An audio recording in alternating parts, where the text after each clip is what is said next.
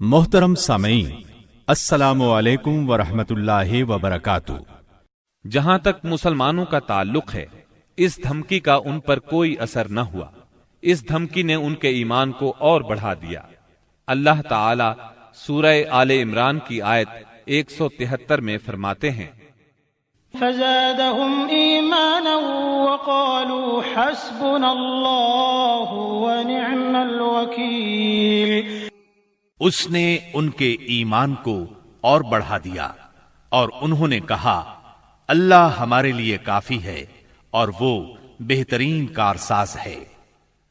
آگے سورہ آل عمران آیت 174 میں فرمایا، فانقلبوا بنعمة من الله وفضل لم يمسسهم سوء واتبعوا رضوان الله والله ذو فضل عظيم۔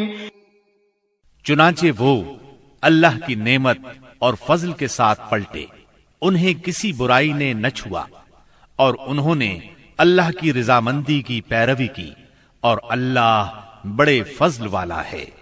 اس سال یعنی 3 ہجری میں سیدنا حسن رضی اللہ عنہ پیدا ہوئے۔ نبی کریم صلی اللہ علیہ وسلم نے سیدنا عمر فاروق رضی اللہ عنہ کی بیٹی سیدہ حفصہ رضی اللہ عنہا سے نکاح کیا۔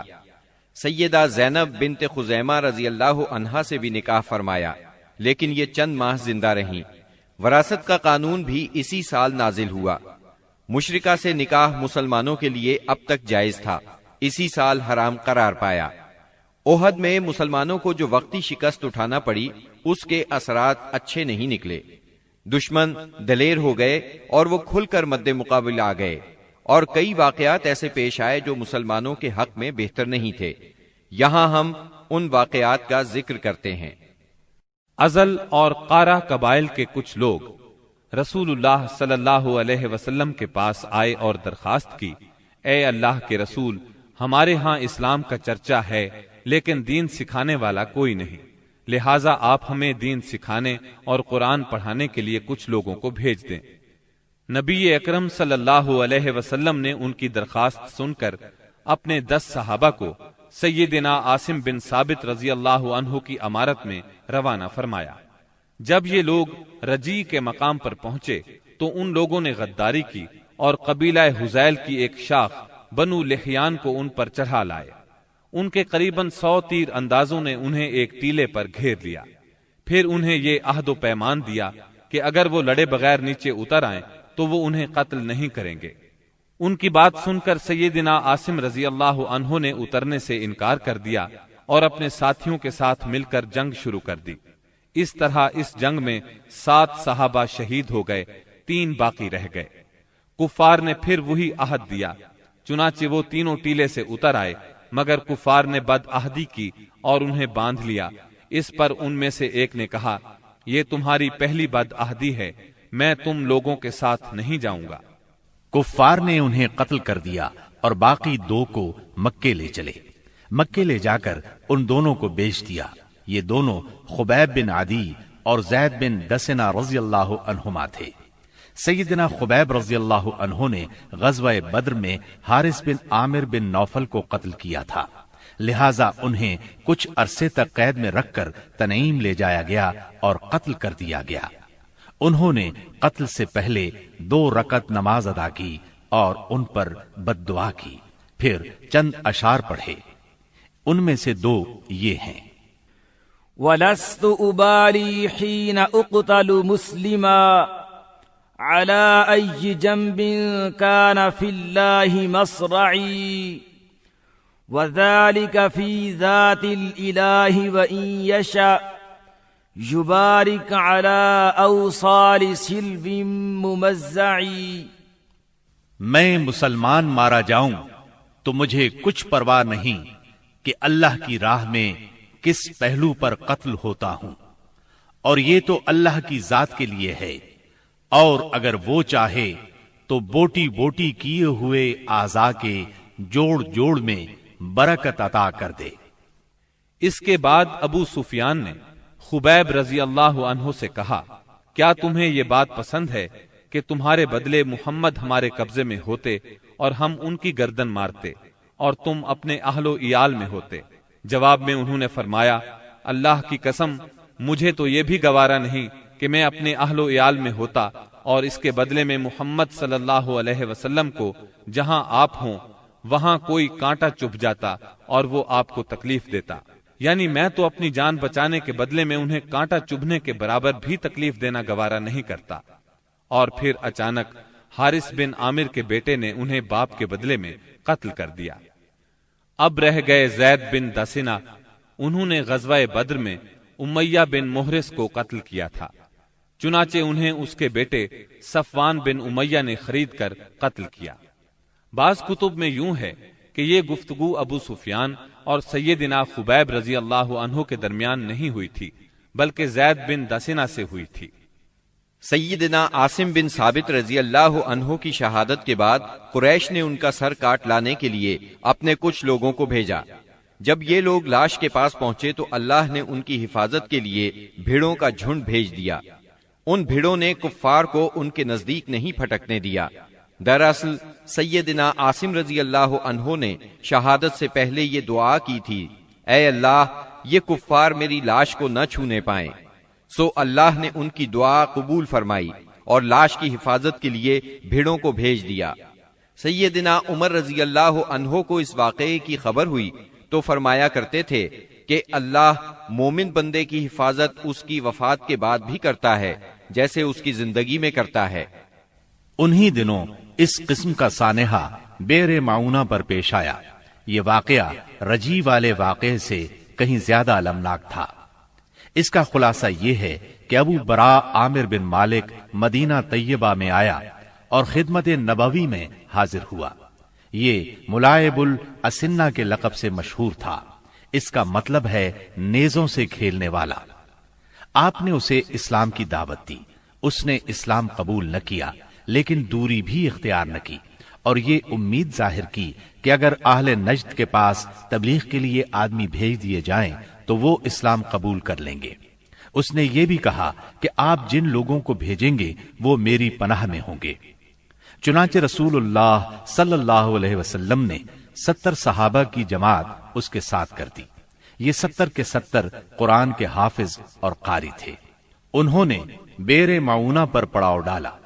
سیدنا حرام بن ملحان رضی اللہ عنہ رسول اللہ صلی اللہ علیہ وسلم کا خط لے کر قبیلے کے سردار اللہ کے دشمن عامر بن طفیل کے پاس گئے۔ اس نے خط پڑھنے کی بجائے اپنے ایک آدمی کو اشارہ کیا کہ انہیں قتل کر دے۔ اس نے کمر کی طرف سے نیزے کا وار کیا، نیزہ آر پار ہو گیا۔ وہ یہ کہتے ہوئے گرے، رب کعبہ کی قسم میں کامیاب ہو گیا۔ پھر اس بد طینت نے فوراً ہی باقی صحابہ پر حملہ کرنے کے لیے بنو عامر کو آواز دی۔ وہ لوگ اس لیے نہ آئے کہ ابو برا عامر بن مالک نے مسلمانوں کو پناہ دی تھی۔ انہوں نے اس کی آواز پر کان نہ دھرے، چنانچہ اس نے بنو سلیم کو آواز دی۔ بنو سلیم اور اس کی چند شاخوں ریل، زکوان اور اسیہ نے آ کر صحابہ کرام رضی اللہ عنہم کا محاصرہ کر لیا اور سب کو شہید کر ڈالا۔ صرف کعب بن زید اور عمرو بن امیہ زمری رضی اللہ عنہما بچ رہے۔ کعب بن زید تو زخمی تھے، ان لوگوں نے انہیں مردہ خیال کیا، چنانچہ انہیں بعد میں شہداء کے درمیان سے اٹھا لیا گیا۔ وہ زندہ رہے اور غزوہ خندق میں شہید ہوئے۔ عمرو بن امیہ زمری منذر بن عقبہ کے ساتھ اونٹ چرانے کے لیے گئے ہوئے تھے۔ انہوں نے پڑاؤ کی جگہ پر پرندوں کو منڈلاتے دیکھا تو بھانپ گئے کہ کوئی سانحہ ہو گیا ہے۔ فوراً وہاں پہنچے۔ حالات دیکھ کر منذر بن عقبہ نے ان دشمنوں سے لڑ کر شہید ہونے کا فیصلہ کیا۔ چنانچہ وہ ان سے لڑے اور لڑتے لڑتے شہید ہو گئے۔ عمرو بن امیہ کو قید کر لیا گیا۔ جب عامر بن طفیل کو بتایا کہ ان کا تعلق قبیلہ مزر سے ہے تو عامر نے ان کی پیشانی کے بال کٹوا کر اپنی ماں کی طرف سے انہیں آزاد کر دیا۔ اس کی ماں نے ایک گردن آزاد کرنے کی منت مانی تھی۔ عمرو بن امیہ رضی اللہ عنہ مدینہ منورہ کی طرف روانہ ہوئے۔ راستے میں قرقرہ نامی ایک مقام پر پہنچے تو بنو کلاب کے 2 آدمی ملے۔ عمرو بن امیہ رضی اللہ عنہ نے انہیں دشمن کے آدمی خیال کیا اور قتل کر دیا۔ حالانکہ ان کے پاس رسول اللہ صلی اللہ علیہ وسلم کی طرف سے عہد موجود تھا۔ چنانچہ جب یہ مدینہ منورہ پہنچے اور اس واقعے کی اطلاع دی تو رسول اللہ صلی اللہ علیہ وسلم نے فرمایا، تم نے 2 ایسے آدمیوں کو قتل کیا ہے جن کی دیت مجھے دینا ہوگی۔ اللہ کے رسول صلی اللہ علیہ وسلم کو واقعہ رجی اور بئر معونہ سے بہت رنج پہنچا۔ یہ دونوں حادثے ایک ہی مہینے یعنی صفر 4 ہجری میں پیش آئے تھے، اور کہا جاتا ہے کہ دونوں حادثات کی خبر آپ کو ایک ہی رات میں پہنچی تھی۔ آپ نے ان قاتلوں پر 30 دن تک نماز فجر میں بد دعا فرمائی، یہاں تک کہ اللہ نے ان شہداء کی طرف سے یہ پیغام نازل کیا، ہماری قوم کو ہماری طرف سے یہ بات پہنچا دیں کہ ہم اپنے رب سے ملے تو وہ ہم سے راضی ہے اور ہم اس سے راضی ہیں۔ اس کے بعد آپ نے قنوت ترک کر دی۔ عمرو بن امیہ زمری رضی اللہ عنہ نے جب واپس آ کر بنو کلاب کے 2 آدمیوں کے قتل کی اطلاع دی تو رسول اللہ صلی اللہ علیہ وسلم چند صحابہ کے ساتھ بنو نذیر کے پاس تشریف لے گئے تاکہ معاہدے کے مطابق دونوں مقتولین کی دیت میں مدد کریں۔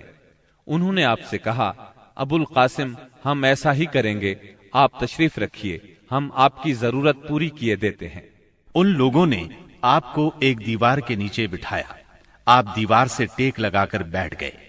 ادھر یہود جمع ہوئے، ان پر شیطان سوار تھا۔ انہوں نے باہم مشورہ کیا اور کہا، ہم میں سے کون ہے جو اس بھاری پتھر کو اوپر لے جا کر آپ کے سر پر گرا دے؟ اس پر ایک بدبخت ترین یہودی عمرو بن جہاش اٹھا، اس نے کہا، یہ کام میں کروں گا۔ پھر اس نے پتھر اٹھایا اور اس کو اوپر کی طرف لے چلا۔ ادھر سیدنا جبرائیل علیہ السلام نے آ کر نبی صلی اللہ علیہ وسلم کو ان کے ارادے کی خبر کر دی، چنانچہ آپ تیزی سے اٹھے اور مدینہ منورہ چلے آئے۔ بعد میں صحابہ رضی اللہ عنہم بھی آپ سے آ ملے، آپ نے انہیں سازش سے آگاہ فرمایا۔ اس واقعے پر نبی کریم صلی اللہ علیہ وسلم نے محمد بن مسلمہ رضی اللہ عنہ کو بنو نذیر کے پاس بھیجا۔ ان کے ذریعے سے آپ نے یہود کو پیغام دیا، تم لوگ مدینے سے نکل جاؤ، اب تم یہاں نہیں رہ سکتے، تمہیں 10 دن کی مہلت ہے، اس کے بعد جو یہاں نظر آیا اس کی گردن مار دی جائے گی۔ رسول اللہ صلی اللہ علیہ وسلم کے اس فرمان پر یہودیوں نے وہاں سے چلنے کی تیاری شروع کر دی، لیکن اسی دوران میں رئیس المنافقین عبداللہ بن ابی نے انہیں کہلا بھیجا، ڈٹ جاؤ اور یہاں سے نکلنے سے انکار کر دو، میرے ساتھ 2000 جنگجو ہیں، وہ تمہارے ساتھ تمہارے قلعوں میں داخل ہوں گے اور تمہاری حفاظت کی خاطر جان دے دیں گے، اور بنو قریظہ اور بنو غطفان بھی تمہاری مدد کریں گے۔ اس کا پیغام سن کر یہود نے اپنے اندر قوت اور مضبوطی محسوس کی اور رسول اللہ صلی اللہ علیہ وسلم سے کہلا بھیجا کہ ہم یہاں سے نہیں جائیں گے، آپ جو کر سکتے ہیں کر لیں۔ یہ سن کر رسول اللہ صلی اللہ علیہ وسلم نے کہا، اللہ اکبر۔ صحابہ رضی اللہ عنہم نے بھی مل کر کہا، اللہ اکبر۔ نبی صلی اللہ علیہ وسلم نے مدینہ منورہ کا انتظام سیدنا ابن ام مکتوم رضی اللہ عنہ کو سونپا اور جھنڈا سیدنا علی رضی اللہ عنہ کو مرحمت فرما کر بنو نذیر کے علاقے کا رخ کیا۔ وہاں پہنچ کر ان کا محاصرہ کر لیا۔ انہوں نے بھی اپنے قلعوں اور گڑھیوں میں پناہ لے لی اور اسلامی لشکر پر تیر اور پتھر برسانے لگے۔ نبی صلی اللہ علیہ وسلم نے دیکھا کہ کھجور کے درخت اور باغات ان کے لیے ڈھال بنے ہوئے ہیں، چنانچہ آپ نے ان کو کاٹ دینے اور جلا دینے کا حکم فرمایا۔ اس عمل سے یہودیوں کے حوصلے ٹوٹ گئے اور اللہ نے ان کے دلوں پر مسلمانوں کا رعب طاری فرما دیا۔ چنانچہ 6 روز بعد یا ایک دوسری روایت کے مطابق 15 روز بعد انہوں نے اس شرط پر ہتھیار ڈال دیے کہ وہ مدینہ منورہ سے جلا وطن ہو جائیں گے۔ اس موقع پر بنو قریظہ بھی ان سے الگ تھلگ رہے۔ منافقین کے سردار اور ان کے حلیفوں نے بھی وعدہ خلافی کی اور ان کی مدد کو نہ آئے۔ رسول اللہ صلی اللہ علیہ وسلم نے انہیں اجازت دی کہ وہ ہتھیاروں کے سوا جو ساز و سامان چاہیں لے جا سکتے ہیں، چنانچہ ان سے جو کچھ ہو سکا لے گئے، یہاں تک کہ دروازے، کھڑکیاں، کھوٹیاں اور چھتوں کی کڑیاں تک لے گئے۔ اللہ تعالی سورۃ الحشر کی آیت 2 میں اس بارے میں فرماتے ہیں، اور اہل ایمان کے ہاتھوں اپنے گھر برباد کر رہے تھے۔ پس اے اہل بصیرت عبرت پکڑو۔ اس جلا وطنی کے بعد ان کی اکثریت اور بڑے لوگوں نے خیبر میں قیام کیا۔ ان کا ایک چھوٹا گروہ ملک شام جا بسا۔ رسول اللہ صلی اللہ علیہ وسلم نے ان کی زمین اور علاقہ خاص مہاجرین اولین میں تقسیم فرما دیا۔ صرف 2 انصاری صحابہ ابو دجانہ اور سہل بن حنیف رضی اللہ عنہما کو ان کی تنگ دستی کے سبب اس میں سے عطا فرمایا۔ اس کے علاوہ آپ اسی میں سے اپنی ازواج مطہرات کا سال بھر کا خرچ نکالتے تھے۔ اس کے بعد جو کچھ بچتا اسے جہاد کی تیاری کے لیے ہتھیاروں اور گھوڑوں کی خریداری میں صرف فرماتے تھے۔ آپ نے ان کے پاس سے 50 خود اور 300 تلواریں بھی پائیں۔ ابو سفیان نے احد میں اعلان کیا تھا کہ اگلے سال جنگ ہوگی، چنانچہ شعبان 4 ہجری کی آمد پر رسول اللہ صلی اللہ علیہ وسلم نے اس کے اعلان کے مطابق بدر کا رخ کیا۔ وہاں 8 دن ٹھہر کر ابو سفیان کا انتظار کرتے رہے۔ آپ کے ساتھ 1500 کا لشکر اور 10 گھوڑے تھے۔ جھنڈا سیدنا علی رضی اللہ عنہ کے ہاتھ میں تھا۔ آپ نے مدینے کا انتظام عبداللہ بن رواحہ رضی اللہ عنہ کے سپرد کیا تھا۔ دوسری طرف ابو سفیان بھی 2000 کا لشکر لے کر روانہ ہوا، جس میں 50 سوار تھے۔ مر الزہران پہنچ کر مجنہ نام کے مشہور چشمے پر پڑاؤ ڈالا، لیکن شروع ہی سے ان پر روب سا طاری تھا۔ واپسی کے بہانے سوچنے لگا۔ بالآخر یہاں پہنچ کر اس نے اپنے ساتھیوں سے کہا، جنگ اس وقت مناسب ہوتی ہے جب شادابی ہو اور ہریالی ہو، تاکہ جانور چر سکیں اور تم بھی دودھ پی سکو۔ اس وقت خشک سالی ہے، لہٰذا میں تو واپس جا رہا ہوں، تم بھی واپس چلے چلو۔ اس پر پورا لشکر کسی مخالفت کے بغیر واپس ہو گیا۔ مسلمانوں کو جب ان کے واپس ہونے کی خبر ملی تو انہوں نے اپنا سامان تجارت فروخت کیا، خوب نفع کمایا اور اس شان سے واپس لوٹے کہ ہر دشمن پر ان کی دھاک بیٹھ چکی تھی اور ہر طرف امن و امان قائم ہو چکا تھا۔ چنانچہ 1 سال سے زیادہ عرصہ گزر گیا اور دشمنوں کو کچھ کرنے کی جرت نہ ہوئی۔ اسی وجہ سے رسول اللہ صلی اللہ علیہ وسلم کو آخری حدود تک امن پھیلانے کا موقع ملا۔ چنانچہ ربیع الاول 5 ہجری میں ڈاکوؤں کی سرکوبی کے لیے دومت الجندل تشریف لے گئے اور یوں ہر طرف امن و امان ہو گیا۔ بنو نذیر مدینہ منورہ سے نکلنے کو تو نکل گئے، مگر خیبر پہنچ کر انہوں نے اپنی سازشوں کا جال سارے ملک عرب میں پھیلا دیا۔ ان کے رئیسوں نے مکے جا کر قریش کو آمادہ کیا۔ قبیلہ غطفان کو خیبر کی آدھی پیداوار کا لالچ دے کر اپنے ساتھ ملا لیا۔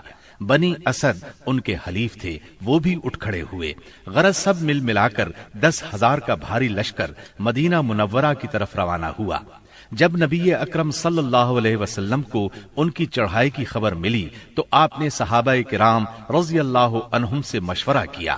سیدنا سلمان فارسی رضی اللہ عنہ نے مشورہ دیا کہ شہر کے 3 اطراف میں دشوار گزار پہاڑ، مکانات اور کھجوروں کے گھنے باغات ہیں جو پناہ کا کام دیتے ہیں۔ صرف شمالی سمت کھلی ہے، اگر وہاں خندق کھود دی جائے تو شہر کا حملہ روکا جا سکتا ہے۔ آپ نے یہ رائے پسند کی، لہٰذا آپ نے اسی جانب ہرہ شرقیہ اور غربیہ کے درمیان کا سب سے تنگ مقام منتخب کیا، جو کم و بیش 1 میل ہے۔ وہاں خندق کھود کر دونوں ہروں کو ملا دیا۔ مغرب میں یہ خندق سلا پہاڑی کے شمال سے شروع ہوتی تھی اور مشرق میں مقام شیخین کے پاس ہرہ شرقیہ کے ایک بڑھے ہوئے سرے سے جا ملتی تھی۔ آپ نے ہر 10 آدمیوں کو 40 ہاتھ خندق کھودنے کا کام سونپا اور خود بھی خندق کھودنے اور مٹی ڈھونے میں شریک ہو گئے۔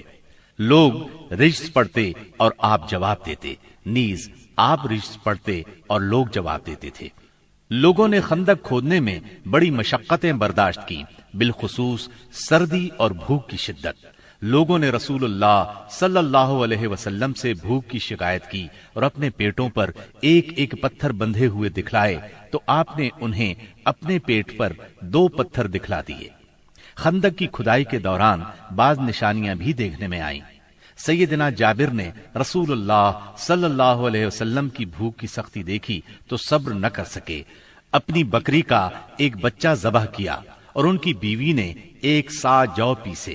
پھر خفیہ طور پر رسول اللہ صلی اللہ علیہ وسلم کو چند صحابہ کرام سمیت دعوت دی۔ مگر رسول اللہ صلی اللہ علیہ وسلم سارے اہل خندق کے ساتھ جن کی تعداد 1000 تھی چل پڑے اور سب نے شکم سیر ہو کر کھایا. پھر بھی ہانڈی بھری ہوئی ابلتی رہی اور آٹے سے روٹی پکتی رہی. اس طرح سیدنا برا کے ساتھیوں کا ایک سخت چٹان سے سامنا ہوا.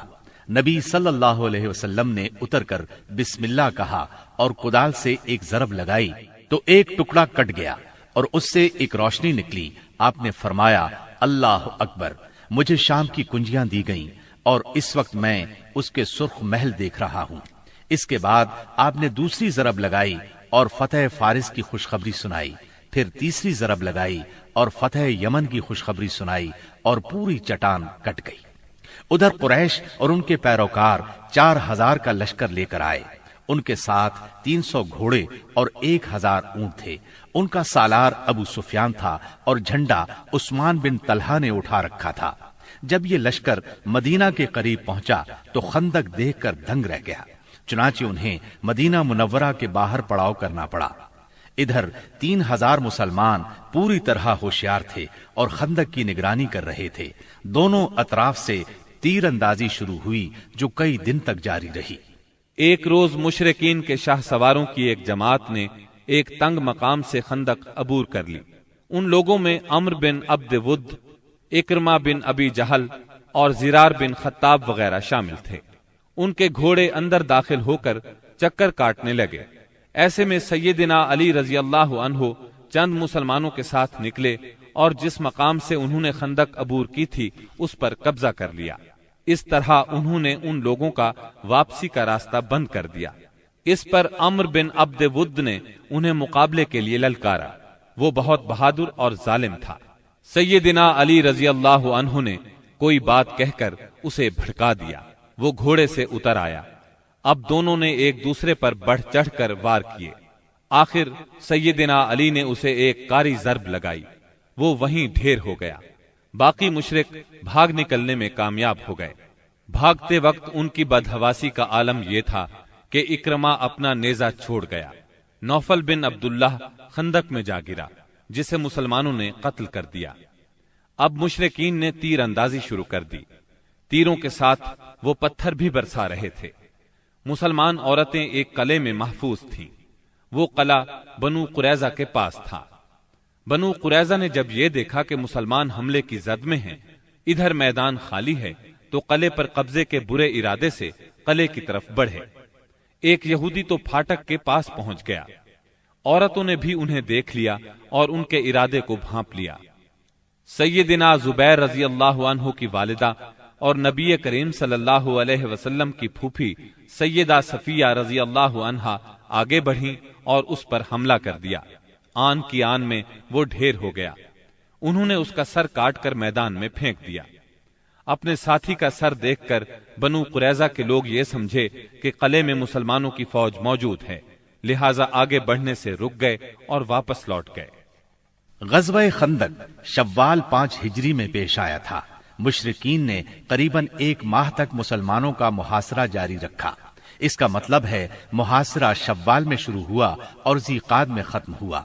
ابن سعد کا بیان ہے کہ جس روز رسول اللہ صلی اللہ علیہ وسلم واپس ہوئے وہ بدھ کا روز تھا اور ذیقعد کے ختم ہونے میں صرف 7 دن باقی تھے.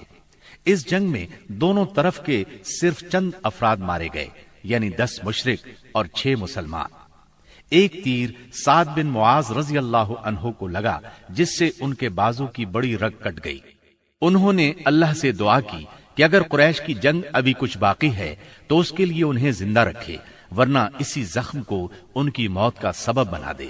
البتہ انہوں نے اپنی دعا میں یہ بھی کہا، یا اللہ مجھے موت نہ دے یہاں تک کہ بنو قریظہ سے میری آنکھیں ٹھنڈی ہو جائیں.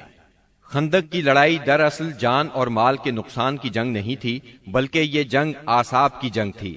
اس میں کوئی خون ریز معرکہ پیش نہیں آیا، لیکن پھر بھی یہ اسلامی تاریخ کی ایک فیصلہ کن جنگ تھی. اس جنگ کے نتیجے میں مشرکین کے حوصلے پست ہو گئے اور ان پر یہ بات واضح ہو گئی کہ وہ مسلمانوں کی اس چھوٹی سی جماعت کو جو مدینہ منورہ میں نشوونما پا رہی تھی ختم نہیں کر سکتے. وہ کیا، عرب کی کوئی طاقت بھی انہیں ختم نہیں کر سکتی.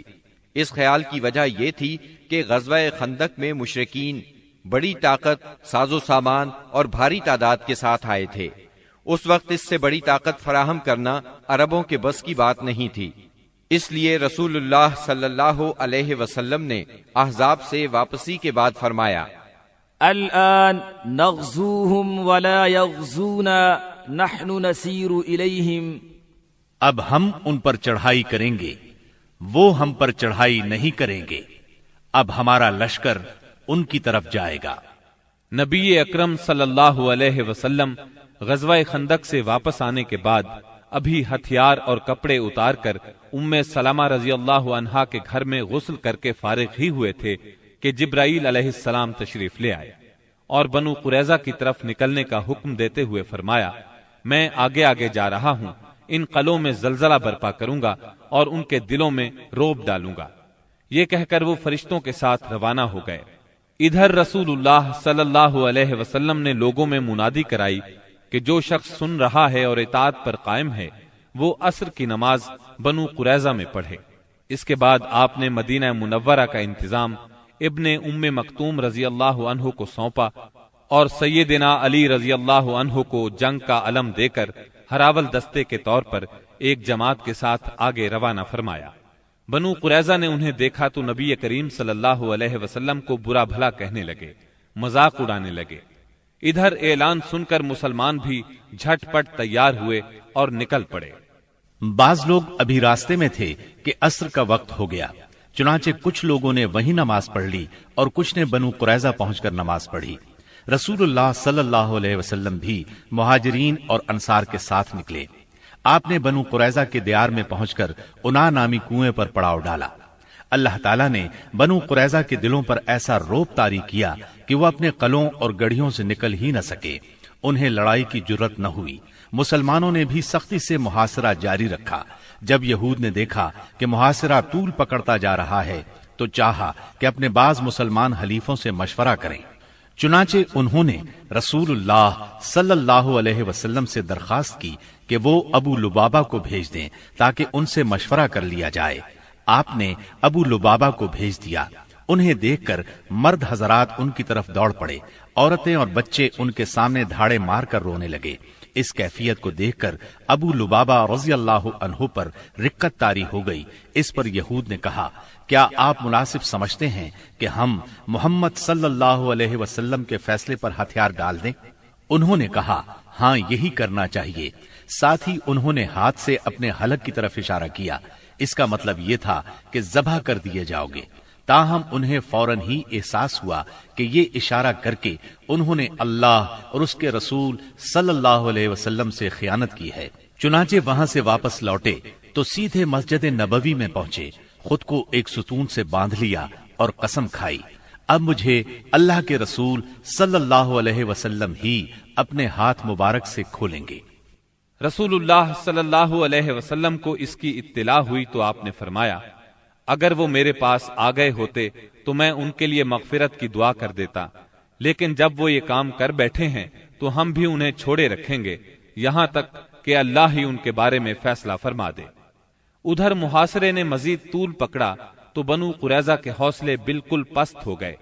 چنانچہ 25 روز کے بعد انہوں نے اپنے آپ کو رسول اللہ صلی اللہ علیہ وسلم کے حوالے کر دیا اور کہا، آپ ہمارے بارے میں جو فیصلہ مناسب سمجھیں وہ کریں۔ آپ نے مردوں کو باندھ لیا، عورتوں اور بچوں کو علیحدہ کر لیا۔ اس پر قبیلہ اوس کے لوگوں نے عرض کیا، یہ ہمارے حلیف ہیں، ان پر رحم فرمائیں، جس طرح خزرج کے حلیفوں بنو قینقاع پر احسان فرمایا تھا۔ آپ نے فرمایا، کیا آپ لوگ اس بات پر راضی ہیں کہ آپ کے بارے میں آپ ہی کا ایک آدمی فیصلہ کر دے؟ انہوں نے کہا، کیوں نہیں، ہمیں یہ بات منظور ہے۔ آپ نے سیدنا سعد بن معاذ رضی اللہ عنہ کو بلوا بھیجا۔ انہیں غزوہ خندق میں زخم لگا تھا، اس کی وجہ سے وہ مدینہ منورہ میں تھے۔ انہیں گدھے پر سوار کر کے لایا گیا۔ جب یہ رسول اللہ صلی اللہ علیہ وسلم کے قریب پہنچے تو آپ نے فرمایا، اپنے سردار کی طرف اٹھو۔ چنانچہ یہ لوگ اٹھ کر ان کے استقبال کے لیے گئے۔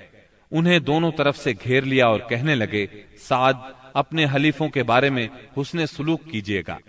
سیدنا سعد رضی اللہ عنہ خاموش تھے، انہوں نے ان کی بات کا کوئی جواب نہ دیا۔ جب لوگوں نے بہت زور دیا تو بولے اب وقت آ گیا ہے، سعد کو اللہ تعالی کے بارے میں کسی ملامت کرنے والے کی ملامت کی پرواہ نہیں۔ یہ سن کر بعض لوگ وہیں سے مدینہ منورہ کی طرف پلٹ آئے اور قیدیوں کی موت کا اعلان کر دیا۔ جب سیدنا سعد رضی اللہ عنہ اترے اور انہیں بتایا گیا کہ بنو قریظہ ان کی ثالثی پر رضامند ہیں تو انہوں نے فیصلہ سنایا، مردوں کو قتل کر دیا جائے، عورتوں اور بچوں کو قیدی بنا لیا جائے اور اموال تقسیم کر دیے جائیں۔ رسول اللہ صلی اللہ علیہ وسلم نے فرمایا، تم نے ان کے بارے میں وہی فیصلہ کیا ہے جو 7 آسمانوں کے اوپر سے اللہ تعالی کا فیصلہ ہے۔ یہ فیصلہ یہودی شریعت کے مطابق تھا، بلکہ ان کی شریعت کے فیصلے کے مقابلے میں زیادہ رحم اور نرمی پر مبنی تھا۔ سیدنا سعد رضی اللہ عنہ کے اس فیصلے کے بعد بنو قریظہ کو مدینہ منورہ لایا گیا اور بنو نجار کی ایک عورت کے گھر میں قید کر دیا گیا۔ یہ حارث کی بیٹی تھی۔ اس کے بعد مدینہ منورہ کے بازار میں خندقیں کھودی گئیں، پھر انہیں ایک ایک گروہ کر کے لے جایا گیا اور ان خندقوں میں ان کی گردنیں ماری گئیں۔ ان کی تعداد 400 کے قریب تھی۔ یہ بھی کہا جاتا ہے کہ 6 اور 700 کے درمیان تھی۔ انہی کے ساتھ بنو نذیر کا سردار حیی بن اخطب بھی مارا گیا۔ یہ یہود کے ان 20 سرداروں میں سے تھا جنہوں نے قریش اور غطفان کو غزوہ احزاب کے لیے تیار کیا تھا۔ پھر بنو قریظہ کے پاس آ کر انہیں عہد شکنی پر اکسایا تھا، یہاں تک کہ انہوں نے مسلمانوں کی زندگی کے مشکل ترین اوقات میں ان کے ساتھ غداری کی تھی، اور غداری کرتے وقت حیی بن اخطب سے یہ شرط لگائی تھی کہ یہ بھی ان کے ساتھ رہے گا اور جو حشر ان کا ہوگا وہی اس کا بھی ہوگا۔ چنانچہ محاصرہ ختم ہونے اور ہتھیار ڈال دینے کے بعد یہ بھی ان کے ساتھ قتل کر دیا گیا۔ جب بنو قریظہ کا کام تمام ہو گیا تو بندہ صالح سیدنا سعد بن معاذ رضی اللہ عنہ کی دعا قبول ہو گئی۔ وہ مسجد نبوی کے ایک خیمے میں تھے تاکہ نبی صلی اللہ علیہ وسلم قریب ہی سے ان کی عیادت کر لیا کریں۔ ایک دن ان کے اوپر سے ایک بکری گزر گئی، اس سے ان کا زخم تازہ ہو گیا اور ہنسلی کی ہڈی کے پاس سے خون بہہ نکلا۔ اس قدر خون جاری ہوا کہ ان کی موت واقع ہو گئی۔ ان کا جنازہ مسلمانوں کے ساتھ ساتھ فرشتوں نے بھی اٹھایا اور ان کی موت پر رحمان کا عرش لرز اٹھا۔ ادھر ابو لبابہ رضی اللہ عنہ پر 6 راتیں گزر چکی تھیں۔ نماز کے لیے ان کی بیوی انہیں کھول دیتی تھی، اس کے بعد وہ پھر خود کو ستون سے باندھ لیتے تھے۔ آخر سیدہ ام سلمہ رضی اللہ عنہا کے گھر میں ان کی توبہ نازل ہوئی۔ سیدہ ام سلمہ رضی اللہ عنہا نے انہیں بشارت دی تو لوگ انہیں کھولنے کے لیے دوڑ پڑے، لیکن انہوں نے ان سب کو روک دیا اور کہا، رسول اللہ صلی اللہ علیہ وسلم کے سوا مجھے کوئی نہ کھولے۔ آخر نبی کریم صلی اللہ علیہ وسلم نماز فجر کے لیے نکلے تو انہیں کھول دیا۔ غزوہ بنو قریظہ کے بعد مسلمانوں نے اور کئی فوجی کاروائیاں انجام دی۔ ان میں اہم کاروائیاں یہ ہیں: سمامہ بن اسال نبی صلی اللہ علیہ وسلم کو اور آپ کے لائے ہوئے دین کو سخت ناپسند کرتے تھے، چنانچہ محرم 6 ہجری میں مسیلمہ کذاب کے حکم سے بھیس بدل کر نبی صلی اللہ علیہ وسلم کو قتل کرنے نکلے۔ ادھر نبی صلی اللہ علیہ وسلم نے محمد بن مسلمہ رضی اللہ عنہ کو 30 سواروں کے ساتھ زریہ کے اطراف میں بھیجا تھا تاکہ بنی بکر بن کلاب کو تنبیہ کریں۔ زریہ بصرہ کے راستے میں مدینہ منورہ سے 7 رات کے فاصلے پر واقع ہے۔ ان سواروں نے واپس آتے ہوئے سمامہ بن اسال کو دیکھ لیا، انہیں ان پر شک گزرا، چنانچہ گرفتار کر کے مدینہ منورہ لے آئے اور مسجد کے ایک ستون سے باندھ دیا۔ نبی کریم صلی اللہ علیہ وسلم وہاں سے گزرے تو فرمایا، سمامہ تمہارے نزدیک کیا ہے؟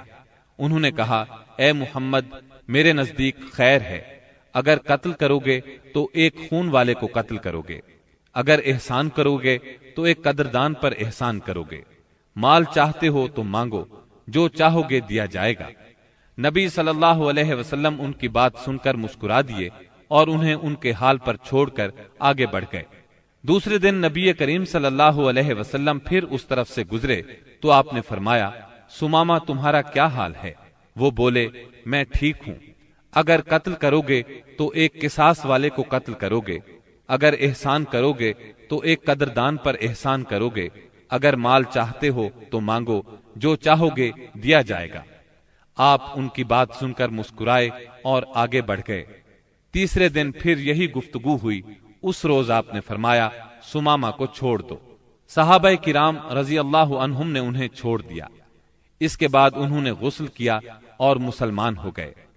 اسلام لانے کے بعد وہ بولے، اللہ کی قسم، اسلام لانے سے پہلے روئے زمین پر کوئی چہرہ میرے نزدیک آپ کے چہرے سے زیادہ قابل نفرت نہیں تھا، لیکن اب آپ کا چہرہ میرے نزدیک روئے زمین پر سب سے زیادہ محبوب ہو گیا ہے، اور اللہ کی قسم، روئے زمین پر کوئی دین میرے نزدیک آپ کے دین سے زیادہ ناپسندیدہ نہیں تھا، مگر اب آپ کا دین میرے نزدیک تمام ادیان سے زیادہ پسندیدہ ہو گیا ہے۔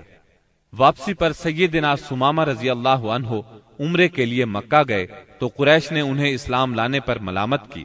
اس پر وہ بولے، اللہ کی قسم، تمہارے پاس یمامہ سے گندم کا ایک دانہ بھی نہیں آئے گا جب تک رسول اللہ صلی اللہ علیہ وسلم اس کی اجازت نہ دے دیں۔ چنانچہ واپسی پر انہوں نے اہل مکہ کے لیے گندم فروخت کرنے کی ممانعت کر دی، جس سے وہ مشکل میں پڑ گئے، یہاں تک کہ انہوں نے نبی صلی اللہ علیہ وسلم کو خط لکھا، اس میں اپنی قرابت کا واسطہ دیا اور درخواست کی کہ آپ سمامہ کو لکھ دیں، وہ گندم فروخت کرنے کی اجازت دے دیں۔ آپ نے سمامہ رضی اللہ عنہ کو لکھ دیا۔ بنو لہیان وہی ہیں جنہوں نے رجی کے مقام پر دھوکے سے 8 صحابہ کرام رضی اللہ عنہم کو شہید کیا تھا اور 2 کو اہل مکہ کے ہاتھوں فروخت کر دیا تھا، جہاں وہ بے دردی سے شہید کر دیے گئے تھے۔ یہ لوگ حجاز کے بہت اندر عسفان کی حدود میں آباد تھے، اسی لیے نبی صلی اللہ علیہ وسلم نے ان سے انتقام لینے میں قدر تاخیر سے کام لیا۔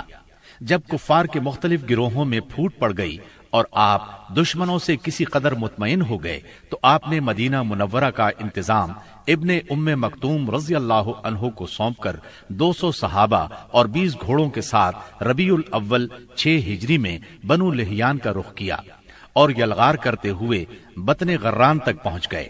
یہ امج اور عسفان کے درمیان بطن غران نامی ایک وادی ہے اور اسی جگہ آپ کے صحابہ کرام رضی اللہ عنہم کو شہید کیا گیا تھا۔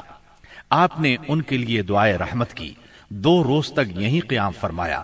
ادھر بنو لہیان کو آپ کی آمد کی خبر مل گئی، وہ پہاڑوں کی طرف بھاگ گئے، ان کا کوئی آدمی ہاتھ نہ آ سکا۔ پھر آپ نے عسفان کا قصد کیا اور وہاں سے 10 سواروں کا دستہ آگے بھیجا تاکہ قریش ان کی آمد کا حال سن کر مرعوب ہو جائے۔ اس دستے نے قراء الغمیم تک کا چکر لگایا۔ اس کے بعد آپ کل 14 دن مدینہ منورہ سے باہر گزار کر واپس مدینے لوٹ آئے۔ جمادی الاولیٰ 6 ہجری میں رسول اللہ صلی اللہ علیہ وسلم نے سیدنا زید بن حارثہ رضی اللہ عنہ کو 170 سواروں کے ساتھ عیس کی جانب روانہ فرمایا۔ انہیں روانہ کرنے کا مقصد یہ تھا کہ وہ شام سے آنے والے ایک قریشی قافلے کو پکڑیں۔ اس قافلے کے سربراہ رسول اللہ صلی اللہ علیہ وسلم کی صاحبزادی سیدہ زینب رضی اللہ عنہا کے شوہر ابو العاص بن ربی تھے۔ اس مہم میں قریش کے ایک قافلے کا مال ہاتھ آیا، لیکن ابو العاص بھاگ نکلنے میں کامیاب ہو گئے اور سیدھے مدینہ منورہ جا پہنچے۔ انہوں نے سیدہ زینب رضی اللہ عنہا کی پناہ لے لی اور ان سے کہا، رسول اللہ صلی اللہ علیہ وسلم سے کہیں آپ قافلے کا سامان واپس کر دیں۔ سیدہ زینب رضی اللہ عنہا نے سفارش کی تو نبی کریم صلی اللہ علیہ وسلم نے چھوٹی بڑی ہر چیز واپس کر دی۔ ابو العاص سارا مال لے کر مکے پہنچے، امانتیں ان کے مالکوں کے حوالے کیں، پھر مسلمان ہو کر مدینہ منورہ آ گئے۔ نبی کریم صلی اللہ علیہ وسلم نے پہلے ہی نکاح کے تحت سیدہ زینب رضی اللہ عنہا کو انہیں واپس کر دیا۔ یہ واپسی 3 سال سے کچھ زیادہ عرصہ بعد ہوئی تھی۔ رسول اللہ صلی اللہ علیہ وسلم نے اس دوران میں مزید کئی سرایا بھیجے، جن کا دشمن کی سرکشی توڑنے، ان کے شر کی آگ بجھانے اور دور دراز علاقوں میں امن پھیلانے میں بڑا اثر تھا۔ پھر آپ کے پاس کچھ اس طرح کی خبریں آئیں کہ آپ غزوہ بنو المستلق کے لیے تشریف لے گئے۔ یہ غزوہ 5 ہجری یا 6 ہجری میں ہوا۔ بنو المستلق قبیلہ خزاعہ کی ایک شاخ تھی۔ قبیلہ خزاعہ کے لوگ عام طور پر رسول اللہ صلی اللہ علیہ وسلم کے خیر خواہ تھے، مگر یہ شاخ قریش کی طرفدار تھی۔ رسول اللہ صلی اللہ علیہ وسلم کو معلوم ہوا کہ یہ لوگ آپ سے لڑنے کے لیے جنگ کی تیاری کر رہے ہیں۔ آپ نے اس خبر کی تحقیق کے لیے بریدہ بن حسیب رضی اللہ عنہ کو بھیجا۔ ان سے معلوم ہوا کہ خبر درست ہے، لہذا آپ نے مدینہ منورہ کا انتظام سیدنا زید بن حارثہ رضی اللہ عنہ کو سونپا، اور یہ بھی کہا جاتا ہے کسی اور کو سونپا، اور بنو المستلق کی طرف یلغار کرتے ہوئے نکلے تاکہ بالکل اچانک ان پر ٹوٹ پڑے۔ آپ کے ساتھ 700 صحابہ کرام تھے، اور بنو المستلق اس وقت قدید کے اطراف میں ساحل کے قریب مریسی نامی ایک چشمے پر پڑاؤ ڈالے ہوئے تھے۔ آپ نے اس حال میں ان پر چھاپا مارا کہ وہ غافل تھے، بعض کو قتل کیا، عورتوں اور بچوں کو گرفتار کیا اور مال مویشی پر قبضہ کر لیا۔ اس وقت شعبان 5 ہجری کے آخری دن تھے، اور یہ بھی کہا جاتا ہے کہ 6 ہجری کے ابتدائی دن تھے۔ قیدیوں میں بنو المستلق کے رئیس حارث بن ابی زرار کی صاحبزادی جویریہ بھی تھیں۔ مدینہ منورہ آ کر ان کے اسلام لانے پر نبی صلی اللہ علیہ وسلم نے انہیں آزاد کر کے ان سے شادی کر لی۔ اس پر صحابہ کرام نے بنو المستلق کے 100 گھرانے آزاد کر دیے۔ یہ پہلے ہی مسلمان ہو چکے تھے۔ صحابہ کرام نے انہیں آزاد کرتے ہوئے کہا، یہ رسول اللہ صلی اللہ علیہ وسلم کے سسرال کے لوگ ہیں۔ اس طرح ام المومنین سیدہ جویریہ رضی اللہ عنہا اپنی قوم کے لیے نہایت عظیم اور برکت والی خاتون ثابت ہوئیں۔ اس غزوے سے واپسی پر جب مسلمانوں کے پاس پینے کے لیے اور وضو کے لیے پانی نہ بچا تو تیمم کا حکم نازل ہوا۔ اسی سال پردے کا حکم نازل ہوا۔ مسلمان عورتوں اور مردوں کو نگاہ نیچی رکھنے کا حکم دیا گیا۔ پردے کے متعلق احکامات سورہ نور کی آیت 30 اور 31 میں تفصیل سے موجود ہیں۔ پردے کے اس حکم سے پاکیزہ خواتین بلکہ سبھی خواتین کی عزت و عصمت کو ہمیشہ کے لیے پناہ گاہ مل گئی، اور انسانی معاشرے میں عورتوں کی عزت اور وقار کو انتہائی قابل قدر تحفظ مل گیا۔ اس طرح عورتوں کے لیے احترام میں اس قدر اضافہ ہوا کہ جو کائنات کے کسی اور نظام نے عورتوں کو عطا نہیں کیا تھا۔ خواتین کو اگر اپنا مقام، مرتبہ، حیثیت اور اہمیت معلوم کرنا ہو تو انہیں تعلیم اسلام کے راستے میں یہ سب کچھ میسر ہوگا۔ چند سال پہلے تک اسلام کے راستے میں مصائب اور مشکلات کے پہاڑ حائل تھے، لیکن اب رسول اللہ صلی اللہ علیہ وسلم کے اعجاز، اخلاق اور تدبر سے اور مسلمانوں کے اخلاص، ایثار اور کوششوں سے وہ ایک ایک کر کے دور ہو گئے۔ اب اسلام کی ترقی کی راہ میں بس 2 ہی رکاوٹیں رہ گئی تھیں، ایک مکہ کے مشرک، دوسرے خیبر کے یہودی۔ مکے کے مشرکوں سے آپ یہ چاہتے تھے کہ وہ اسلام کی تحریک کو امن و امان سے آگے بڑھنے دیں، اور جو لوگ خوشی سے اسلام کے حلقے میں آنا چاہیں انہیں یہ موقع دیا جائے۔ مکہ معظمہ میں غریب اور کمزور مسلمان عورتوں، بچوں اور بے بس مسلمان مردوں کو جو نظر بند کر رکھا ہے انہیں مدینہ منورہ آنے دیا جائے۔ مسلمانوں کو مکہ آنے جانے اور خانہ کعبہ کے طواف اور حج کی آزادی مل جائے۔ دوسری طرف رسول اللہ صلی اللہ علیہ وسلم خیبر کے یہود سے صرف یہ چاہتے تھے کہ وہ اسلام کی طاقت کو تسلیم کر لیں۔ یہ دونوں رکاوٹیں اس سال کے دوران صلح حدیبیہ اور یہود کے مکمل خاتمے سے دور ہو گئیں۔ مہاجرین کو مکہ معظمہ چھوڑے قریباً 6 سال بیت چکے تھے۔ کچھ لوگ کعبے کی زیارت کو بہت ترس رہے تھے اور کچھ اپنے رشتہ داروں سے ملنے کے لیے بے چین تھے۔ دونوں جذبے فطری تھے۔ ہجرت کے مقدس فریضے نے اس فطری جذبے کو دبا دیا تھا۔ ہجرت کے 6 سال مدینہ منورہ میں رسول اللہ صلی اللہ علیہ وسلم کو خواب دکھلایا گیا کہ آپ اور آپ کے صحابہ امن کے ساتھ مسجد حرام میں داخل ہوئے۔ آپ نے خانہ کعبہ کی کنجی لی اور صحابہ کرام سمیت بیت اللہ کا طواف اور عمرہ کیا۔ پھر کچھ لوگوں نے سروں کو منڈوایا اور کچھ نے قصر کروایا۔ آپ نے صحابہ کرام رضی اللہ عنہم کو اس خواب کی اطلاع دی اور یہ بتلایا کہ آپ عمرہ ادا فرمائیں گے، لہٰذا صحابہ کرام بھی سفر کے لیے تیار ہو گئے۔ آپ نے مدینہ کے گرد و پیش کی آبادیوں میں بھی روانگی کا اعلان فرما دیا، لیکن انہوں نے چلنے میں دیر کر دی۔ رسول اللہ صلی اللہ علیہ وسلم پیر کے روز یکم ذی قعد 6 ہجری کو 1400 مہاجرین و انصار کے ساتھ مدینہ منورہ سے روانہ ہوئے اور اپنے ساتھ قربانی کے جانور بھی لیے تاکہ لوگ جان لیں کہ آپ جنگ کے لیے نہیں عمرے کے لیے جا رہے ہیں۔ ذوالحلیفہ پہنچ کر جانوروں کو قلادے پہنائے گئے، ان کی کوہانے چیر کر نشان بنایا اور عمرے کا احرام باندھا۔ نبی صلی اللہ علیہ وسلم نے سفر جاری رکھا۔ عسفان پہنچے تو آپ کو اطلاع دی گئی کہ قریش مسلمانوں کو بیت اللہ سے روکنے اور جنگ کرنے کا تہیہ کیے بیٹھے ہیں۔ انہوں نے ذی طوا میں پڑاؤ ڈال رکھا ہے اور خالد بن ولید کو 200 سواروں کے ساتھ عسفان کے قریب قراء الغمیم بھیج دیا ہے تاکہ وہ مکہ آنے والا راستہ بند رکھیں۔ نیز اپنی مدد کے لیے حلیف قبائل کو بھی جمع کر لیا ہے۔ اس پر رسول اللہ صلی اللہ علیہ وسلم نے صحابہ کرام سے مشورہ کیا کہ کیا کریں۔ یہ حلیف قبائل جو جمع ہوئے ہیں ان کے گھروں پر ہلہ بول دیں یا سیدھے بیت اللہ کا قصد کریں، اور جو روکے اس سے لڑے۔ سیدنا ابو بکر صدیق رضی اللہ عنہ نے کہا، ہم عمرہ کرنے آئے ہیں، لڑنے نہیں، لہذا جو ہمارے اور بیت اللہ کے درمیان رکاوٹ بنے گا ہم اس سے لڑیں گے۔ رسول اللہ صلی اللہ علیہ وسلم نے اس رائے کو پسند فرمایا۔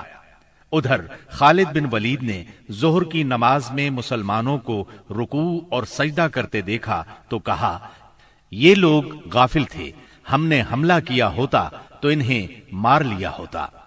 پھر انہوں نے طے کیا کہ عصر کی نماز کے دوران حملہ کریں گے، لیکن اللہ نے ظہر اور عصر کے درمیان صلاۃ خوف یعنی حالت جنگ میں نماز کا حکم نازل فرمایا۔ اس حکم میں وضاحت کی گئی کہ اس حالت میں مسلمان نماز کس طرح ادا کریں۔ اس طرح خالد بن ولید کے ہاتھ سے یہ موقع بھی جاتا رہا۔ پھر رسول اللہ صلی اللہ علیہ وسلم نے اس راستے کو چھوڑ کر ایک دوسرا راستہ اختیار کیا اور مکے سے نیچے داہنے ہاتھ چل کر سنیت المرار پہنچ گئے، جہاں سے حدیبیہ میں اترتے ہیں۔ وہاں پہنچے تو آپ کی اونٹنی بیٹھ گئی۔ لوگوں نے اسے اٹھانے کی کوشش کی تو بھی نہ اٹھی۔ اب لوگوں نے کہا، قصوا اڑ گئی ہے۔ اس پر آپ نے فرمایا، قصوا اڑی نہیں، اور نہ یہ اس کی عادت ہے، بلکہ اسے اس ہستی نے روک رکھا ہے جس نے ہاتھی کو روک دیا تھا۔ پھر آپ نے فرمایا، اللہ کی قسم، یہ لوگ مجھ سے کسی بھی ایسے معاملے کا مطالبہ نہیں کریں گے جس میں اللہ کی حرمتوں کی تعظیم کر رہے ہوں، مگر میں اسے ضرور تسلیم کر لوں گا۔ اس کے بعد آپ نے اونٹنی کو ڈانٹا تو وہ اچھل کر کھڑی ہو گئی۔ پھر آپ نے آگے بڑھ کر حدیبیہ میں پڑاؤ ڈالا۔ اس کے بعد بدیل بن ورقہ خزاعہ کی ایک جماعت کے ساتھ آیا۔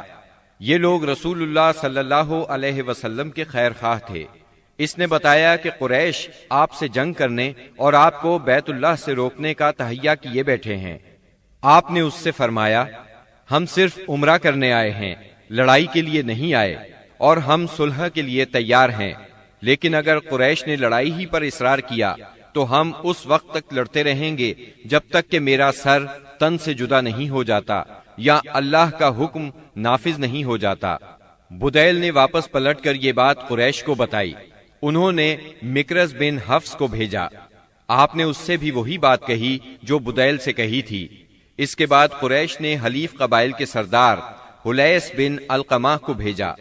جب وہ نمودار ہوئے تو رسول اللہ صلی اللہ علیہ وسلم نے فرمایا، یہ شخص ایسی قوم سے تعلق رکھتا ہے جو قربانی کے جانوروں کا بہت احترام کرتی ہے، لہٰذا جانوروں کو کھڑا کر دو۔ صحابہ کرام نے جانوروں کو کھڑا کر دیا اور خود بھی لبیک پکارتے ہوئے اس کا استقبال کیا۔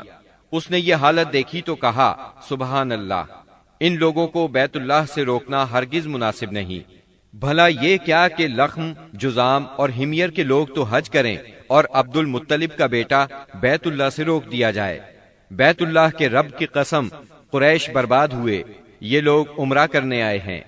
قریش نے یہ بات سنی تو کہا، بیٹھ جاؤ، تم اعرابی ہو، تمہیں چال بازیوں کا علم نہیں۔ اس کے بعد قریش نے عروہ بن مسعود ثقفی کو بھیجا۔ اس نے آ کر بات کی۔ رسول اللہ صلی اللہ علیہ وسلم نے اس سے بھی وہی کہا جو بدیل سے کہا تھا۔ اس نے دربار نبوت کی کیفیت دیکھی تو دنگ رہ گیا۔ اس نے مکہ واپس جا کر کہا، میں نے قیصر و کسریٰ کے دربار دیکھے ہیں، مگر جیسے جانثار محمد بن عبداللہ کو ملے ہیں ان کی کوئی مثال نہیں۔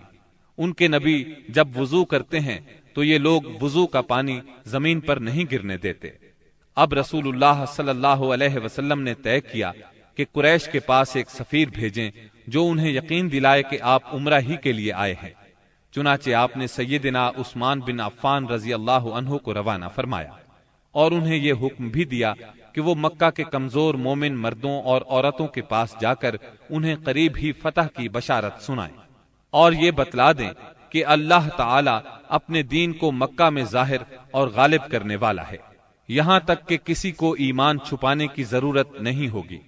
سیدنا عثمان رضی اللہ عنہ ابان بن سعید اموی کی پناہ میں مکہ معظمہ کے اندر داخل ہوئے اور پیغام پہنچایا۔ قریش نے سیدنا عثمان کو پیشکش کی کہ بیت اللہ کا طواف کر لیں۔ اس پر سیدنا عثمان رضی اللہ عنہ نے فرمایا، یہ کیسے ممکن ہے کہ رسول اللہ صلی اللہ علیہ وسلم کو تو بیت اللہ سے روک دیا جائے اور عثمان طواف کرے۔ پھر انہوں نے سیدنا عثمان رضی اللہ عنہ کو روک لیا۔ غالباً وہ چاہتے تھے کہ آپس میں مشورہ کر لیں، پھر جواب سمیت انہیں رخصت کریں، لیکن ان کے واپس پہنچنے میں دیر ہوئی تو مسلمانوں میں یہ افواہ پھیل گئی کہ انہیں قتل کر دیا گیا ہے۔ چونکہ قاصد کے قتل کا مطلب اعلان جنگ ہے، اس لیے رسول اللہ صلی اللہ علیہ وسلم نے فرمایا، ہم اس جگہ سے ٹل نہیں سکتے یہاں تک کہ ان لوگوں سے مارکہ آرائی نہ کر لیں۔ پھر آپ نے ایک درخت کے نیچے 1400 صحابہ کرام سے بیعت لی۔ صحابہ نے بڑی گرمجوشی کے ساتھ موت پر اور میدان سے نہ بھاگنے پر بیعت کی۔ اس موقع پر رسول اللہ صلی اللہ علیہ وسلم نے اپنا ایک ہاتھ دوسرے ہاتھ سے پکڑ کر فرمایا، یہ عثمان کا ہاتھ ہے۔ لیکن جب بیعت مکمل ہو چکی تو سیدنا عثمان رضی اللہ عنہ بھی آ گئے۔ اللہ نے اس بیعت کی فضیلت میں سورۃ الفتح کی آیت 18 نازل فرمائی۔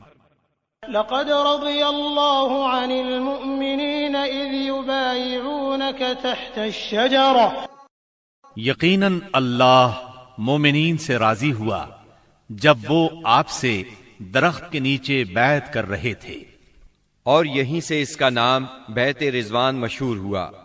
قریش نے اس بیعت کا حال سنا تو ان پر بڑا زبردست رعب طاری ہوا اور انہوں نے صلح کرنے کے لیے سہیل بن عمرو کو بھیجا۔ سہیل بن عمرو نے لمبی گفتگو کی۔